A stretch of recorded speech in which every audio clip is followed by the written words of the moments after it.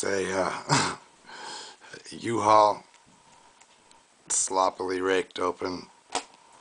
Get these from a friend of mine. It has a friend who works at U-Haul. They gotta snip these off when people don't come and pay their locker fees or whatnot, and these just go in the dumpster. But now they go in my lockbox.